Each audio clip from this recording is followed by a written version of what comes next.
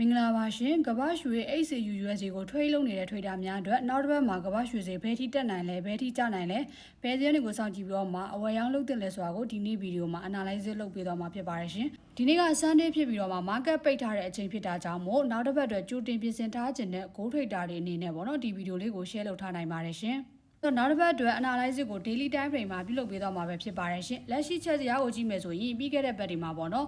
market structure မှာဆိုရင် lower low တွေဇက်တိုက်ပေါ်နေပြီးတော့မှ down trend ပုံစံကိုပြသနေတာဖြစ်တယ်ဒါကြောင့်မို့လက်ရှိမှာဆိုရင် well လိုအားထက်ရောင်းလိုအားတွေကပို့ပြီးတော့မှအားသာနေတဲ့အနေအထားလေးမှာရှိနေတယ်နောက်တစ်ပတ်အတွက်အရေးကြီးတဲ့ price zone နှစ်ခုရှိပါတယ်အဲ့ဒါကတော့4683ဈေးတန်းဇုံနဲ့အောက်ဘက်မှာ4510ဈေးတန်းဇုံဖြစ်ပါတယ်ဒီ4683 4900ပေါ့နော်ဒီဈေးတန်းဇုံပါဆိုရင်ဒါအရင်တော့ကလည်း price ကခဏခဏလာပြီးတော့မှဆန်းသက်ထားတယ်အဝယ်နဲ့အယောင်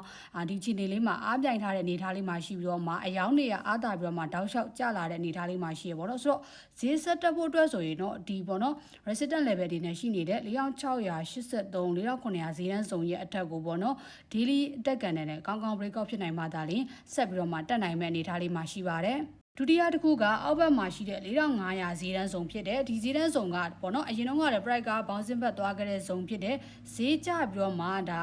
အဝယ်တွေပြန်ဝင်လာပြီးတော့မှပြန်တက်လာတာဖြစ်တဲ့အတွက်ဒီဇုံလေးကပေါ့နော် demand area ဖြစ်သတ်မှတ်နိုင်တယ်ဆိုတော့ဒါဈေးဆက်ကြဖို့အတွက်ဆိုရင်တော့ဒီ4510 4544ဈေးတန်းစုံအောင်ကိုကောင်းကောင်း break out ဖြစ်နိုင်မှသာလျှင်ဆက်ပြီးတော့မှကျနိုင်မှာဖြစ်ပါတယ်ရှင်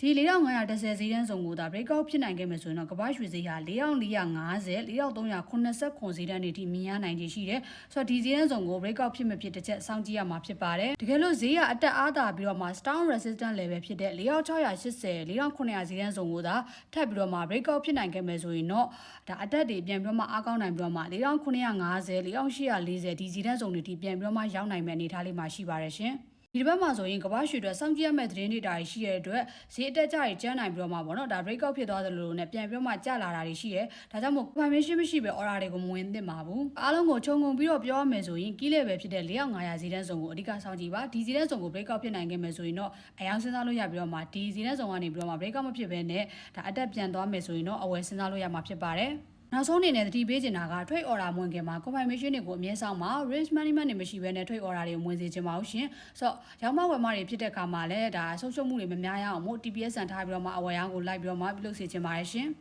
Forex trading တင်တဲ့ trading account စပစ်အတွက်အသေးစိတ်သိရှိချင်တဲ့သူတွေအနေနဲ့ Messenger ဒါမှမဟုတ် Telegram account ကိုဆက်သွယ်ပြီးတော့မှစုံစမ်းမြင်မြန်နိုင်ပါတယ်လာမယ့်တစ်ပတ်မှာလည်းရောင်းမဝယ်မတွေကင်းပြီးတော့မှ profit တွေရကြပါစေเนาะဗီဒီယိုလေးကိုဆုံးဖြတ်ကြည့်ပေးတဲ့အတွက်အားလုံးကိုကျေးဇူးတင်ပါတယ်ရှင်မနေ့ပြန် daily analysis မှာပြန်လည်ဆုံတွေ့ပါမယ်ရှင်